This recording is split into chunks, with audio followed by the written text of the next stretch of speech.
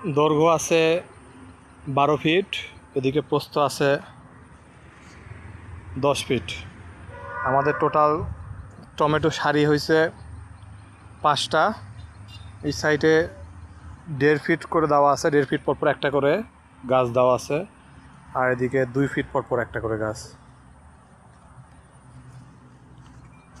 টমেটোর গাছ লাগানো অলরেডি আল্লাহর রহমতে কমপ্লিট হয়ে গেছে এই সাইডে।